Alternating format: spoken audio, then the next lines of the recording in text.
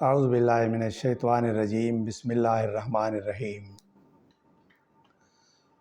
الحمدللہ رب العالمین والصلاة والسلام علی سید الانبیاء والمرسلین وخاتم النبیین وعلی آلہ واصحابہ اجمعین اما بعد۔ پیارے دوستو، فقیر فیض محمد سکندری پتافی الفیض چینل کے ساتھ آپ کی خدمت میں حاضر ہے۔ پیارے دوستو، آج پھر آپ کو عجائبات قرآن میں سے ایک بہترین جو بات ہے وہ بتاتا ہوں، جس کا عنوان ہے پھولا باغ منٹو میں تاراج۔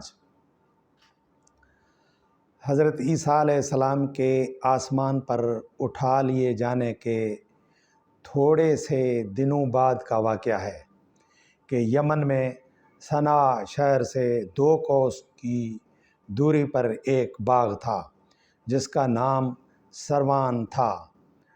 اس باغ کا مالک بہت ہی نیک نفس اور سخی آدمی تھا۔ اس کا دستور یہ تھا کہ پھلوں کو توڑنے کے وقت وہ فقیروں اور مسکینوں کو بلاتا تھا اور اعلان کر دیتا تھا کہ جو پھل ہوا سے گر پڑیں یا جو ہماری جھولی سے الگ جا کر گریں وہ سب تم لوگ لے لیا کرو۔ اس طرح اس باغ کا بہت سا پھل فقراء اور مساکین کو مل جا کرتا تھا۔ باغ کا مالک مر گیا تو اس کے تینوں بیٹے اس باغ کے مالک ہوئے، مگر یہ تینوں بہت بخیل ہوئے۔ ان لوگوں نے آپس میں طے کر لیا کہ اگر فقیر اور مسکینوں کو ہم لوگ بلائیں گے تو بہت سے پھل یہ لوگ لے جائیں گے اور ہم لوگوں کے اہل و عیال کی روزی میں تنگی ہو جائے گی۔ چنانچہ ان تینوں بھائیوں نے قسم کھا کر یہ طے کر لیا کہ سورج نکلنے سے قبل ہی چل کر ہم لوگ باغ کا پھل توڑ لیں گے تاکہ فقراء اور مساکین کو خبر ہی نہ ہو۔ چنانچہ ان لوگوں کی بدنیتی کی نحوست سے یہ اثر بد دکھایا بدنیتی اور نحوست نے یہ اثر بد دکھایا کہ ناگہاں رات ہی میں اللہ تعالیٰ نے باغ میں ایک آگ بھیج دی جس نے پورے باغ کو جلا کر خاک کو سیاہ کر ڈالا اور ان لوگوں کو اس کی خبر بھی نہ ہوئی۔ یہ لوگ اپنے منصوبہ کے مطابق رات کے آخری حصے میں نہایت خاموشی کے ساتھ پھل توڑنے کے لیے روانہ ہو گئے اور راستے میں چپکے باتیں کرتے تھے تاکہ فقیروں اور مسکینوں کو خبر نہ مل جائے۔ لیکن یہ لوگ جب باغ کے پاس پہنچے تو وہاں جلے ہوئے درختوں کو دیکھ کر حیران رہ گئے۔ چنانچہ ایک بول پڑا کہ ہم لوگ راستہ بھول کر کہیں اور جگہ چلے آئے ہیں، مگر ان میں سے ایک جو بنسبت دوسرے بھائیوں کے کچھ نیک نفس تھا، اس نے کہا کہ ہم راستہ نہیں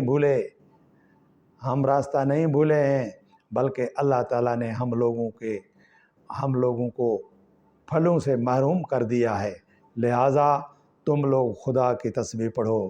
تو ان سبوں نے یہ پڑھنا شروع کر دیا کہ سبحان ربنا انا کنا ظالمین، یعنی ہمارے رب کے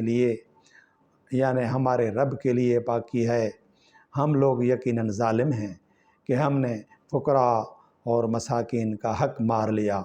پھر وہ تینوں بھائی ایک دوسرے کو ملامت کرنے لگے اور سب ہائے رے ہماری تباہی کہہ کر صدق کے دل سے توبہ و استغفار کرنے لگے، اور آخر میں یہ کہنے لگے کہ یہ قرآن شریف کے الفاظ مبارک ہیں، عسیٰ ربنا ان یبدلنا خیرا منہا انا الی ربنا راغبون، یعنی ان قریب ہمارا رب ہم لوگوں کو اس سے بہتر باغ اس کے بدلے میں عطا فرمائے گا، ہم اپنے رب ہی سے توبہ قبول کرنے کے خواستگار ہیں۔ حضرت عبداللہ بن مسعود رضی اللہ تعالیٰ عنہ نے فرمایا کہ ان لوگوں نے سچے دل سے توبہ کر لی تو اللہ تعالیٰ نے ان لوگوں کی توبہ قبول فرما لی اور پھر ان لوگوں کو ان کے بدلے ایک دوسرا باغ عطا فرمایا فرما دیا جس میں بہت زیادہ اور بہت بڑے بڑے پھل آنے لگے۔ اس باغ کا نام حیوان تھا، اور اس میں ایک ایک انگور اتنا بڑا بڑا ہوتا تھا کہ اس کا ایک خوشہ ایک خچر کا بوجھ ہو جایا کرتا تھا۔ ابو خالد یمانی کا بیان ہے کہ میں اس باغ میں گیا تھا تو میں نے دیکھا کہ اس باغ میں انگوروں کے خوشے حبشی آدمی کے قد کے برابر تھے۔ یہ ساوی کا بیان ہے۔ درس ہدایت، اس واقعے سے سبق ملتا ہے کہ سخاوت اور نیک نیتی کا اثر مال میں خیر و برکت اور مال کی فراوانی ہے، اور بخیلی اور بدنیتی کا ثمرہ مال کی ہلاکت اور بربادی ہے۔ اور یہ بھی معلوم ہوا کہ سچی توبہ کر لینے سے اللہ تعالیٰ زائل شدہ نعمت سے بڑی اور بڑھ کر نعمت عطا فرما دیا کرتا ہے۔ سچ یہ ہے کہ ذالک فضل اللہ یؤتیہ من یشاء واللہ ذو الفضل العظیم۔ پیارے دوستو، امید ہے کہ یہ واقعہ آپ کو پسند آیا ہوگا۔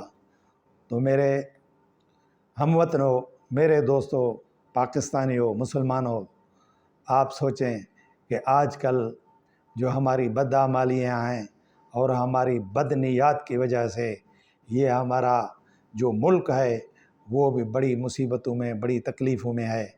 اللہ کی نعمتیں بہت ہیں اور اتنی ہیں کہ ہم کھا کھا کر ان کو کم نہیں کر سکتے، لیکن ہماری بدنیتوں نے اور ہماری بدعمالیوں نے ہمیں یہاں تک آ کے پہنچایا ہے کہ اس باغ کی طرح ہمارا پاکستان جو ہے وہ جل رہا ہے۔ ہاں، آپ سے گزارش ہے کہ آپ سب مل کر ہم اپنے گناہوں اور کوتاہیوں اور برائیوں سے اللہ کے حضور میں معافی مانگیں اور اس پاکستان میں اچھے حکمرانوں کے لیے اللہ سے دعا کریں۔ امید ہے کہ یہ میری گزارش آپ صدقے دل سے قبول کریں گے اور میرا یہ چینل آپ سبسکرائب کریں گے، اور دوستوں کو بھی اس چینل کے سبسکرائب کرنے کی ترغیب دیں گے، اور مجھے اپنی محبوب اور پیاری دعاؤں میں یاد رکھیں گے۔ وما علینا الا البلاغ المبین۔